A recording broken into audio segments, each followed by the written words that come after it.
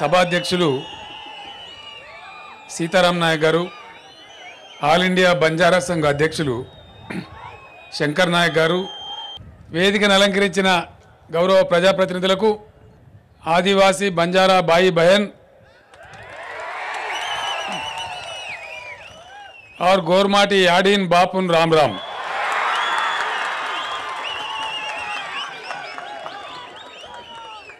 ఆదిలాబాద్ గోండుగూడెంలో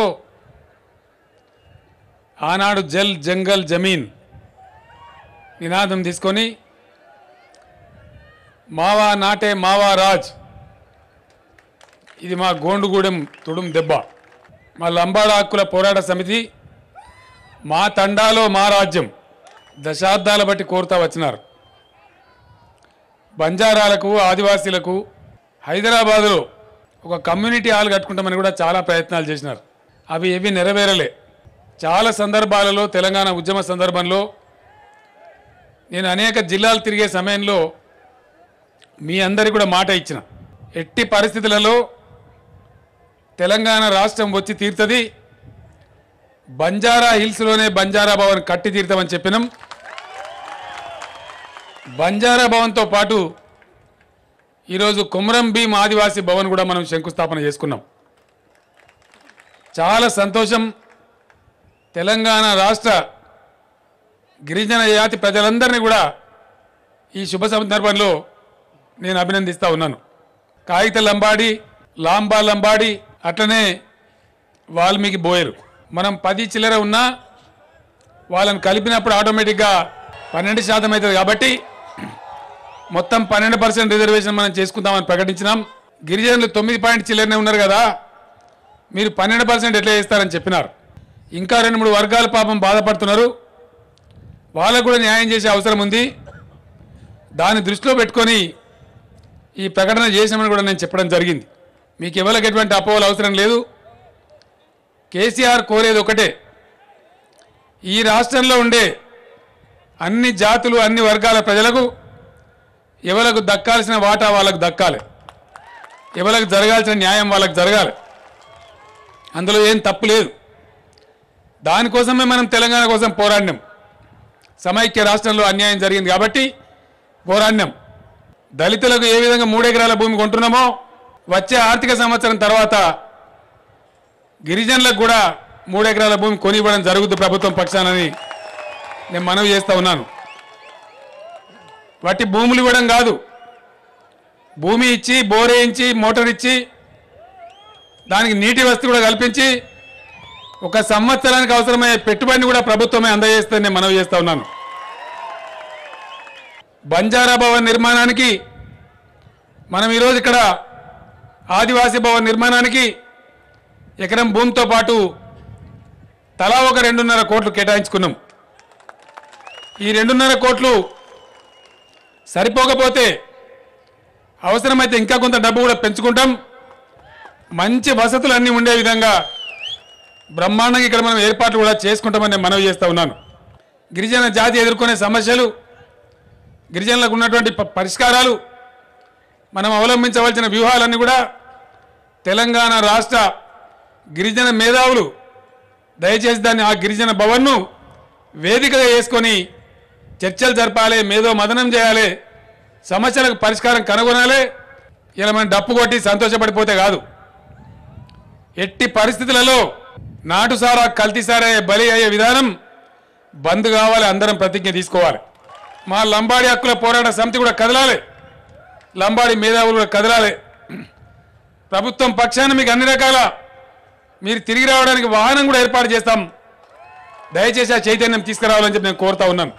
ఆదిలాబాద్ అంటురోగాలు కూడా మాయం కావాలి. తిండి తినడంలో విటమిన్లు, కార్బోహైడ్రేట్లు ఏవి ఎంత మోతాదులో తినానో తినకపోవడం వల్ల, బ్యాలెన్స్ డైట్ తీసుకోకపోవడం వల్ల, మందులు ఇస్తే దాన్ని వేసుకోకపోవడం వల్ల, కొన్ని మూఢమైనటువంటి నమ్మకాల వల్ల, ఆసుపత్రి సదుపాయం కూడా లేకపోవడం వల్ల ఇవి జరుగుతూ ఉన్నాయి. అన్నీ జరుగుతూ హాస్పిటల్ కూడా రావాలి. అందువల్ల దయచేసి మీ అందరితో నేను కోరేది, 2 సమస్యలు ప్రధానంగా ఉన్నాయి. ప్రభుత్వం నుంచి మీకు రావాల్సింది గతంలో జరిగిన పద్ధతిలో కాకుండా ఖచ్చితంగా మీ వాటా మీకు వస్తుంది. మీ ట్రైబల్ సప్లాన్ నిధులు మళ్లించబడాయి, అవి మీకే ఖర్చు చేయబడతాయి. ఈ పని నేను చూస్తా కానీ దిగువన ఉన్న పని అంతా కూడా అందరం చైతన్యం తీసుకొని రావాలి. అందరం కలిసి మనం ఒకటే ప్రతిజ్ఞ తీసుకోవాలి. తెలంగాణ ప్రభుత్వం మీ వెంట ఉంటుంది, 100% ఉంటుంది. దానిలో మీకు అనుమానం అవసరం లేదు. త్వరలోనే గిరిజన విభాగానికి గిరిజనుడే మంత్రి కూడా అవుతాడు, పనులు చూడడానికి పని చేయడానికి. బాలానగర్ తండాలో బాలియా నాయక్ అని ఒక నాయక్ ఇంట్లో నేను తండాలో నిద్రపోయినా. వరంగల్ జిల్లాకు పోయి కూడా అక్కడ ఒక తండాలో నేను పడుకున్నా. పొద్దున్న లేచి యాప్లు వేసుకొని ఆడవాళ్ళతో మాట్లాడుకుంటూ కూర్చున్నాను నేను అరుగు మీద. ఏందమ్మా సమస్య అని అడిగిన. ఎందుకంతా ఆడబిడ్డలని అడిగిన నేను. సార్ మా దానిలో కూడా 4 లక్షలు 5 లక్షలు 6 లక్షలు కట్నం పెరిగిపోయింది, బాగా ఇబ్బంది అవుతుంది సార్ అని చెప్పిండ్రు. దాన్ని ఆలోచించే నేను కళ్యాణ లక్ష్మి పథకం తెచ్చినాం. ఏ మారుమూలలో ఏ గిరిజన బిడ్డ పెళ్లి జరిగినా 51,000 రూపాయలు అందజేయబడతాయి. కొన్ని ఖర్చులకు సరిపోతాయి. బాల్య వివాహాలు కూడా బంద్ చేయాలి. 18 ఏళ్ళ తర్వాతనే పెళ్లిళ్ళు చేయాలి. సమాజం అంతా ఇతర గ్రహాల వైపు రాకెట్ల వైపు పోతా ఉంటే మన గిరిజనులు ఇంకా అట్టడుగునే ఉండద్దు. ఈ ప్రభుత్వంలో అవకాశాలు సంపూర్ణంగా దొరుకుతాయి. సేవాలాల్ మహారాజ్ జయంతి చాలా పెద్ద ఎత్తున మనం చేసుకుంటాం.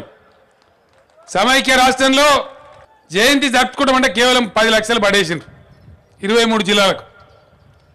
కానీ నేను ఇలా గర్వంగా ప్రకటిస్తా ఉన్నా, సేవాలాల్ మహారాజ్ జయంతి ఉత్సవాలకు తెలంగాణ రాష్ట్రంలో జిల్లాకు 10 లక్షల చొప్పున 90 లక్షల రూపాయలు ఖర్చు పెడదాం. ఏ జిల్లాకు ఆ జిల్లాలో అద్భుతమైనటువంటి పండుగ జరుపుదాం.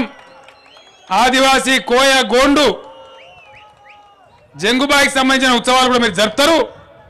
దానికి కూడా జిల్లాకు 10 లక్షల చొప్పున ఆదివాసులు ఉన్న జిల్లాలలో వాళ్ళకు కూడా అందజేయడం జరుగుతుందని మనవి చేస్తా ఉన్నా. తెలంగాణ రాష్ట్రంలో మా గిరిజనుల కళ్ళల్లో, మా దళితుల కళ్ళల్లో, బలహీన వర్గాల కళ్ళల్లో, ముస్లిం మైనార్టీ సోదరుల కళ్ళల్లో, ఇతర ఉన్నత వర్గాలలో ఉన్నటువంటి నిరుపేదల కళ్ళల్లో కాంతి చూసిన నాడే, వాళ్ళ ముఖం మీద చిరునవ్వు చూసిన నాడే ఈ తెలంగాణ సార్థకమైనట్టు లెక్క. గవర్నమెంట్లు ఎవరి కోసమో ఉండయి, గవర్నమెంట్లు ప్రజల కోసమే ఉంటాయి. మీరు కూడా నోరు మూసుకొని పడి ఉంటే పని కాదు, పిడికిలు ఎత్తాలి. అవసరమైన సందర్భంలో పోరాటం చేయాలి. అట్లా చేస్తేనే సాధ్యమవుతుంది, లేకపోతే సాధ్యం కాదు. అన్ని రకాల శక్తులను కలిసి అందరం కలిసి వెనుకబడిన తరం మీద, పేదరికం మీద పెద్ద ఎత్తున ఉద్యమం చేయాలి. మొన్న ప్రకటించిన నేను అట్లా చెప్పడానికి సాహసం కావాలి, ధైర్యం కావాలి. వచ్చే ఎలక్షన్ల నాటికి తెలంగాణ రాష్ట్రంలో ప్రాజెక్టుల నుంచి నీళ్లు తీసుకొని శుభ్రంగా ట్రీట్మెంట్ చేసి స్వచ్ఛమైన మంచినీటిని ప్రతి లంబాడి తండాలో, ప్రతి ఆదివాసి గూడెంలో, ప్రతి కోయ గూడెంలతో సహా తెలంగాణలోని ప్రతి ఇంటి లోపల, ఇంటి బయట కాదు, ప్రతి ఇంటి లోపల నల్లాబెట్టి మంచినీళ్ళు సప్లై చేస్తామని చెప్పినా, లేకపోతే వచ్చే ఎలక్షన్లలో టీఆర్ఎస్ పార్టీ ఓట్లు అడగదని కూడా నేను చెప్పిన. డ్యూటీలు చేసే సెక్యూరిటీ గార్డులు ఒక్కరోజు సెలవు పెడితే వారి ఉద్యోగాలు పోతాయి.